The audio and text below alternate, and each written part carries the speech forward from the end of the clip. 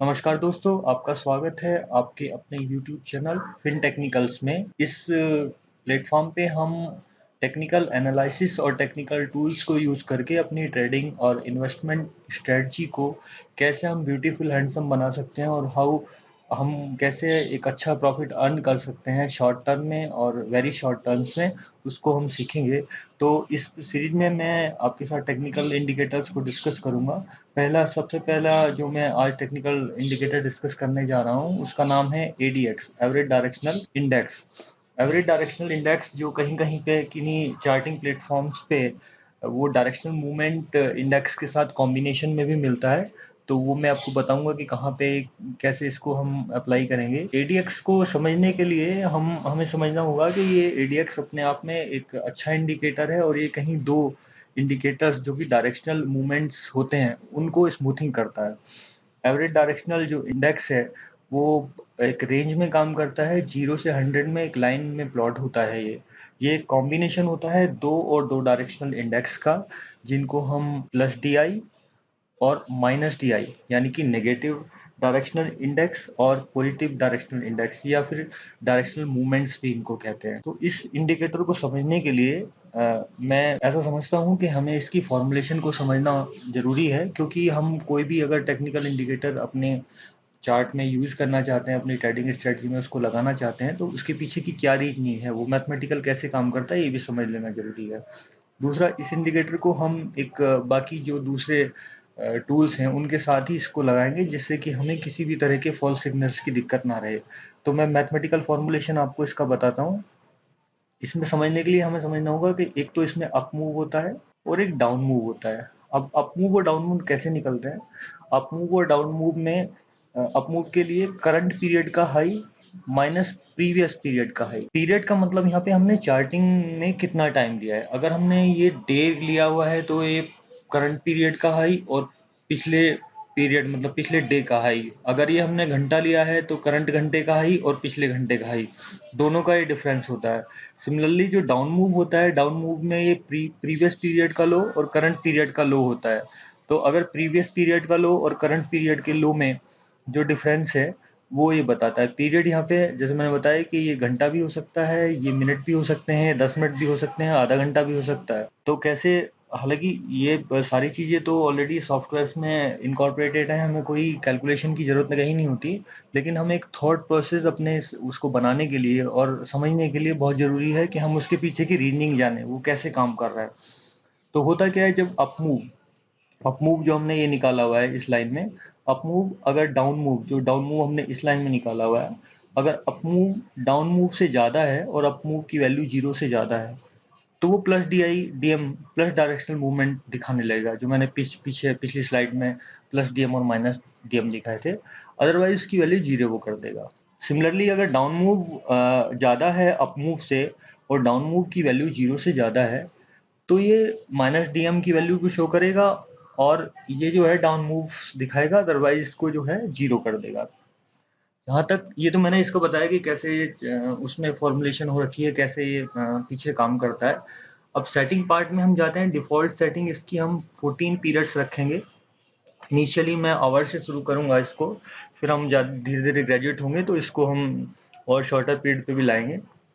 लेकिन पहले इसको 14 पीरियड्स मीन्स 14 आवर्स वाले चार्ट पे मैं आपको दिखाऊँगा, और स्मूथिंग पीरियड भी जो एडीएक्स का पीरियड होता है वो भी हम 14 रखेंगे। और बाद में हम इसको 8 भी यूज़ कर सकते हैं। 8 यूज़ करने के लिए हमें थोड़ा-सा इसमें एक्सपेरिमेंट करने पड़ेंगे, थोड़ा हमें इसमें एक्सपर्टीज़ हासिल करनी पड़ेगी। तो जैसे पीरियड हम 1 आवर्स का करेंगे, लेटर हम उसको शॉर्टर पीरियड 30 मिनट, 15 मिनट और इवन जब हम डे उसमें लाएँगे शॉर्ट टर्म में तो इसको 5 मिनट में भी यूज़ करेंगे। लेकिन एक बात मैं यहाँ आपको ये बता देना चाहता हूँ कि हमेशा हमें एक हायर पीरियड पे, लार्जर पीरियड पे काम करना चाहिए, क्योंकि वहाँ पे सिग्नल्स में फॉल्स होने की दिक्कत खत्म हो जाती है। जितना हम शॉर्ट पीरियड करेंगे उतने फॉल्स सिग्नल्स बार-बार आएँगे और विप्सो बनने की संभावना रहती है। एक मोटी बात ये भी है कि अब जब हम शॉर्ट पीरियड पे जा रहे हैं तो हमेशा हमें लार्जर पीरियड के साथ उसका कंफर्मेशन ले लेना चाहिए। तो एडीएक्स की और मैं कैसे इसको यूज़ करना है, इसमें जैसे मैंने बताया 0 से 100 के बीच में मूव करता रहता है, तो इसकी वैल्यूज़ की क्या इंटरप्रिटेशन है। तो वैल्यूज़ की इंटरप्रिटेशन समझने के लिए ये बेसिकली एडीएक्स जो होता है वो कोई ऐसा नहीं बताता कि वो शेयर ऊपर जाएगा या नीचे जाएगा या क्या जाएगा, ये बताता है कि ट्रेंड की स्ट्रेंथ क्या है, ट्रेंड की स्ट्रेंथ कितनी है, वो ट्रेंड की स्ट्रेंथ चाहे नीचे की तरफ हो चाहे ऊपर की तरफ हो।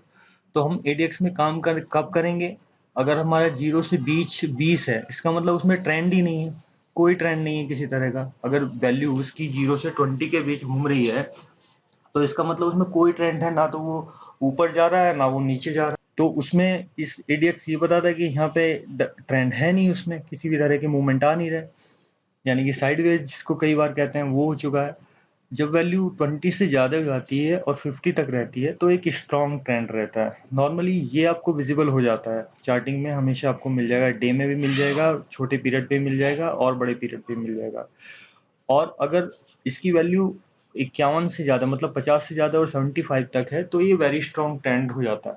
जब इसकी वैल्यू 75 से ऊपर हो जाती है तो इसका जो है एक्सट्रीमली स्ट्रॉन्ग ट्रेंड में ये कहलाता है। तो ये तो इसकी वैल्यूज थी। अब हम इसको कैसे अपने उसमें सॉफ्टवेयर में लगाएंगे, चार्टिंग सिस्टम हमें क्या चाहिएगा, तो इसको हम स्ट्रेटजी सेक्शन में समझते हैं हमारे चार्टिंग टूल्स क्या रहेंगे। तो सबसे पहला जो एक कैंडल स्टिक पैटर्न, मैं इसको वॉल्यूम के साथ भी यूज़ करूँगा और नॉर्मल पे भी दिखाऊंगा आपको। स्टैंडर्ड पिवट पॉइंट्स यूज़ करेंगे। वॉल्यूम, जो वॉल्यूम आता है नॉर्मली उसको 50 डेज के एक्सपोनेंशियल मूविंग एवरेज के साथ हम यूज़ करेंगे। प्लस डी आई जो डायरेक्शनल इंडेक्स, और माइनस डी आई जो मैंने आपको फर्स्ट स्लाइड में यहाँ पे आपको बताए थे, ये वाले प्लस डी आई और माइनस डी आई ये वही हैं। ये क्रॉस ओवर जो है, क्रॉस ओवर ये है कि प्लस डी आई की लाइन जब माइनस डी आई की लाइन को काटेगी या माइनस डी आई की लाइन जब प्लस डी आई की लाइन को काटेगी तो इसका क्रॉस ओवर कहलाएगा। और उसके बाद एक फिर आएगा एडीएक्स इंडिकेटर, जिसकी मैं अभी चर्चा कर रहा हूँ, वो इनके कॉम्बिनेशन में चलता है, प्लस डी आई और माइनस डी आई के। तो एडीएक्स जो वैल्यू 0 से 100 मैंने आपको बताई थी, जो कि ट्रेंड की स्ट्रेंथ को इंडिकेट करती है। ये वैल्यू जब हमारी ऊपर से 20 से ज़्यादा जाती है तब हम इसमें काम करते हैं।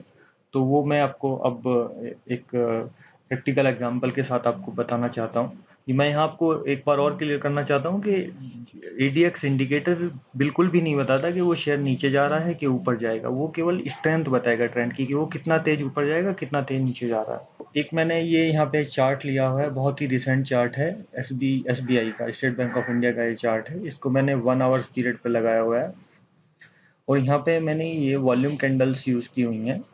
चार्टिंग जो मेरे टूल्स थे वो जो मैंने बताया था, कैंडल स्टिक पैटर्न, फिर हमने इसमें ये वाले जो ये लाइनें हैं ये स्टैंडर्ड पिवट पॉइंट्स लिए हुए हैं। वॉल्यूम विद ये जो लाइन है, ये वाली लाइन आपको दिख रही होगी, ये वॉल्यूम की लाइन है, ग्रीन वॉल्यूम पॉजिटिव वॉल्यूम है, ये जो वॉल्यूम है रेड वाले वो नेगेटिव वॉल्यूम है। इसमें ये 50 पीरियड का इनका एवरेज है, मूविंग एवरेज है इन वॉल्यूम्स का। और ये जो मैंने आपको दिखाई ये वाली जो लाइन है ये नेगेटिव डी आई है, ये वाली लाइन जो है वो पॉजिटिव डी आई है। यहाँ ये लाइन ऊपर चली गई, ये पॉजिटिव डी आई है, ये नेगेटिव डी आई है, और ये जो एक दूसरे को काट रही हैं ये दोनों लाइन प्लस डी आई और माइनस डी आई वाली, ये इनका क्रॉस ओवर कहलाता है। ये तो वो डी आई की लाइन है, प्लस डी आई और माइनस डी आई, और ये जो इधर लाइन है वो एडीएक्स की है, जिसकी हम बात कर रहे थे कि एडीएक्स में हम रेंज में काम करते हैं। जब इसकी वैल्यू, ये वैल्यू यहाँ देखिए ये दिखती रहती है, अभी जैसे ये यहाँ जाएगा तो इसकी वैल्यू यहाँ दिखाने लगेगा। और ये जो मैंने डॉटेड लाइन प्लॉट की है ये जस्ट एक रेफरेंस के लिए की है, ये मैंने करीब 20 के आसपास प्लॉट की हुई है। तो अब इसमें हम काम कैसे करेंगे ये सीखने वाली बात है। अब हम देखेंगे कि इसमें जब ये हम देख रहे हैं कि ये दोनों लाइन मर्ज हो गई, डी आई प्लस की लाइन और डी आई माइनस की लाइन मर्ज हो चुकी, मतलब ये बहुत ही नज़दीक चल रही है, दैट मीन्स अभी कोई ट्रेंड है नहीं मार्केट में। और आप ये चीज़ यहाँ भी देखेंगे कि ये कोई इसमें वैल्यू में कोई ज़्यादा उतार चढ़ाव आ नहीं रहा इस पूरे रीजन में। ये यहाँ पे आप देखो, ये भी कोई उतार चढ़ाव नहीं है। एडीएक्स कूल होके नीचे आ गया, एडीएक्स यहाँ पहले करीब 50 के आसपास था, कूल होके नीचे आ गया, मतलब ये नो ट्रेंड की तरफ चला गया मार्केट में, या शेयर जो भी हम जिस भी इंस्ट्रूमेंट की स्टडी कर रहे हैं। तो एक तो ये हमें हो गया, दूसरा हम देख रहे हैं वॉल्यूम भी कॉन्ट्रैक्शन हो गया, वॉल्यूम जो थे वो धीरे धीरे खत्म हो गए इसमें आने, ये ईएमए की लाइन से नीचे चले गए।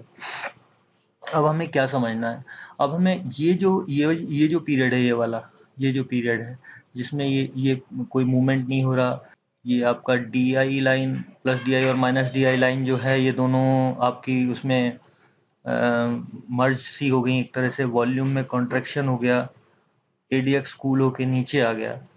अब हम इसमें कहाँ पे हम काम करेंगे, तो हम देखेंगे कि इसके बाद इसमें एक एब्रप्ट वॉल्यूम आए, वॉल्यूम ने इसको ब्रेक किया EMA को अपने, एक भारी भरकम कैंडल आई वॉल्यूम के साथ पॉजिटिव, ये जो होलो कैंडल है ये पॉजिटिव मतलब बुलिश कैंडल है, और ये जो लाइन है ये पिवट लाइन है, पिवट लाइन को इसने ब्रेक कर दिया, प्लस DI ऊपर चला गया, आपका ADX में तेजी आई, पिवट पॉइंट को तोड़ा, वॉल्यूम क्रॉस करके आगे चला गया।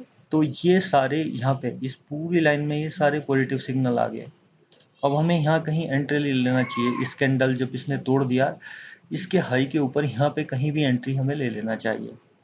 तो हमने यहाँ पे अगर एंट्री कहीं ले लिया है तो ये देखिए आप ADX ऊपर जाने लगा। ADX ऊपर जाने का मतलब ये है कि अब ये जो डायरेक्शन है, डायरेक्शन मतलब जो है ये डायरेक्शन का मतलब है ये शेयर प्लस की तरफ जा रहा है, इसमें पॉजिटिव मूवमेंट्स आ रहे हैं, डायरेक्शन ऊपर की तरफ जाने लगा। और ADX की वैल्यू जैसे मैं कह रहा था कि 20 से नीचे तो कोई ट्रेंड ही नहीं होता, जब हमने ये वैल्यू डिस्कस करी थी 20 से नीचे तो कोई ट्रेंड ही नहीं होता, तो वहाँ तो कोई काम करने का मतलब ही नहीं है इसके तहत, वहाँ तो हमें वॉच करना है।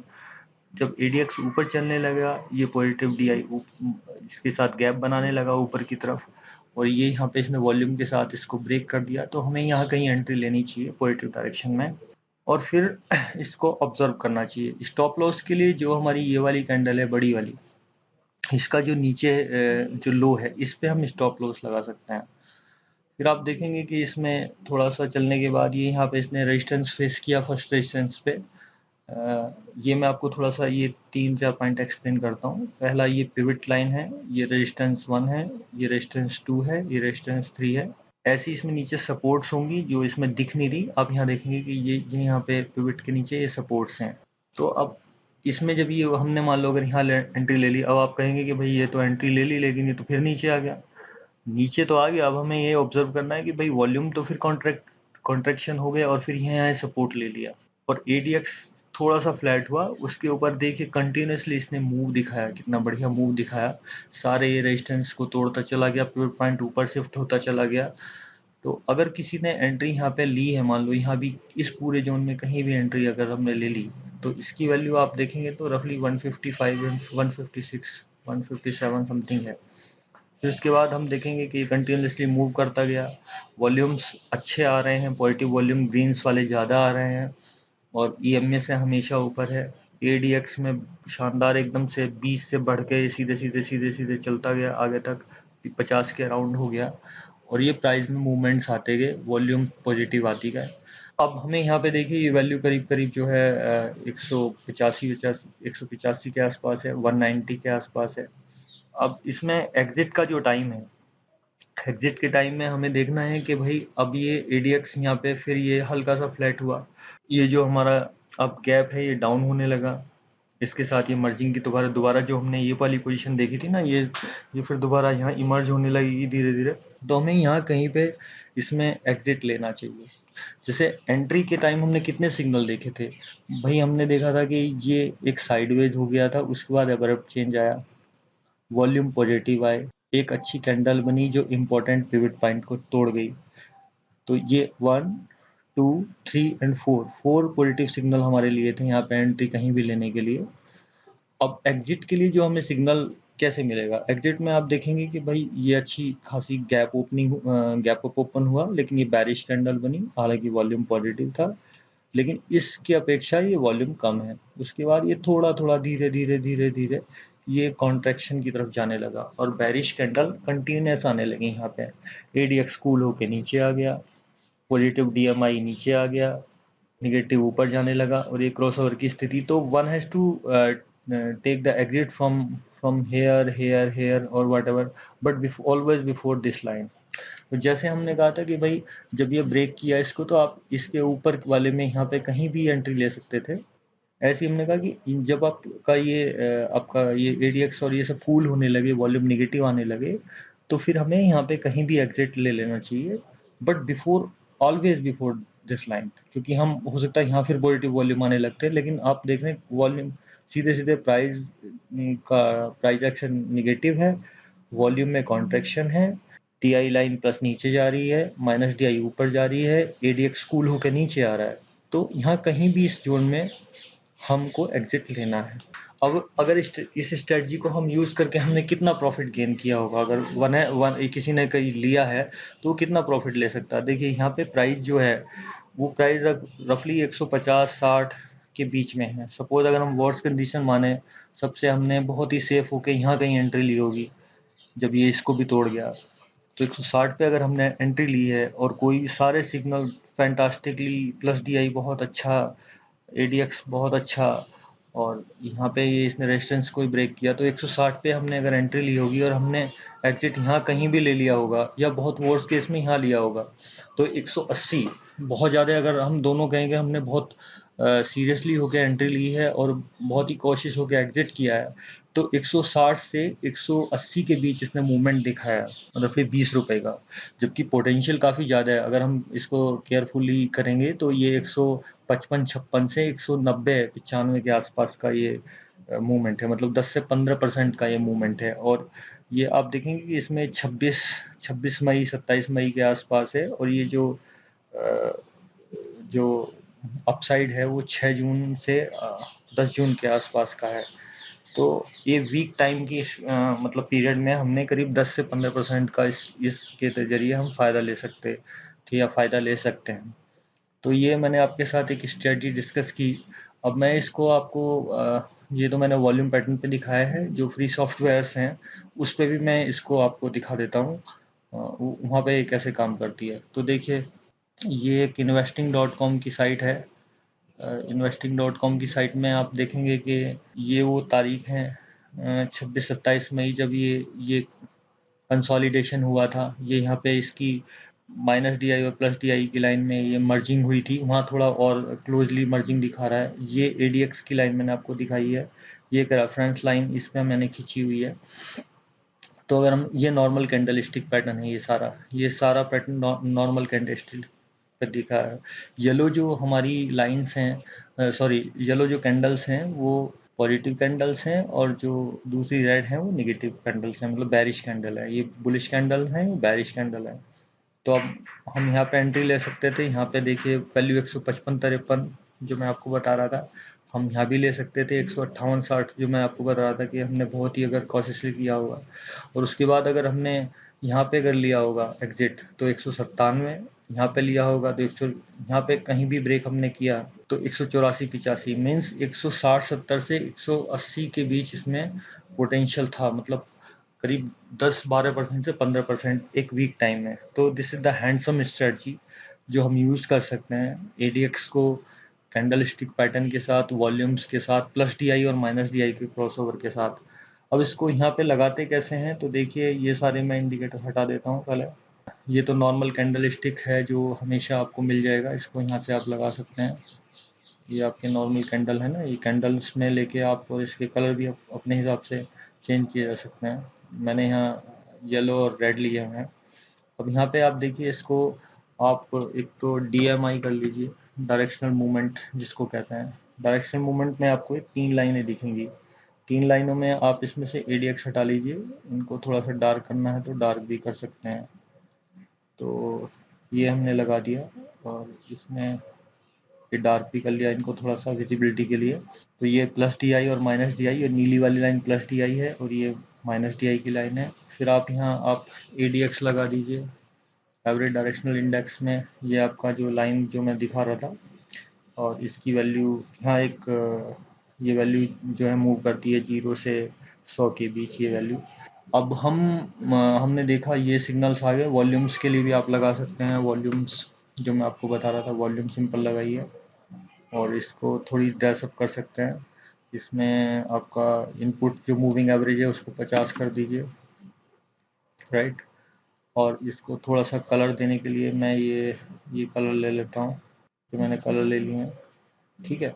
अब हमने देखिए कैसे किया था काम उसमें। ये मैं सिंपल जो नॉर्मल कैंडल है उन पे मैं बता रहा हूँ। investing.com जो एक फ्री वेबसाइट है, आप इस पे अपना आसानी से लगा सकते हैं चार्टिंग सिस्टम में। तो देखिए यहाँ पे DMI क्रॉस D+DI क्रॉस किया इसको, ये बहुत अच्छी वॉल्यूम्स के साथ एक कैंडल्स आई और फिर ये कंटिन्यूसली ऊपर चलता चला गया। वैल्यूज के टर्म में 154 से 198-99 सॉरी 195 के अराउंड गया। तो इतने पीरियड में, ये पीरियड जो मैं आपको बता रहा जहाँ हमने एंट्री की बात कर रहे थे इस क्रॉस ओवर पे या यहाँ कहीं पे, तो ये 27 मई की थी और हमें जो एग्जिट लेना था वो यहाँ कहीं लेना था करीब 8 जून से 10 जून के बीच में। तो ये बहुत अच्छी स्ट्रेटजी है, इससे हमने करीब 10-15% की हम अपसाइड देख सकते हैं और बहुत ही फैंटास्टिकली और बहुत ही रिलायबल ये एक स्ट्रेटजी है। तो ये मैंने आपको चार्टिंग सॉफ्टवेयर पे बताई। उसके अलावा मैं आपसे इसमें एक डिस्क्लेमर देना चाहता हूँ कि जो मैंने ये आपसे डिस्कशन की है, it is for the only for information and the education purpose. मैं कोई सलाहकार नहीं हूँ कि कोई स्टॉक में निवेश करना है तो आप अपने फाइनेंशियल कंसल्टेंट से कंसल्ट करके निवेश कर सकते हैं। आपको मैं एक रिक्वेस्ट करना चाहूँगा, अगर आपको ये वीडियो ठीक लगी हो, अच्छी लगी हो और आपको लगा है कि हाँ ये स्ट्रेटजी यूज़फुल है, तो आप इसको लाइक कर सकते हैं और अपने दोस्तों के साथ शेयर कर सकते हैं।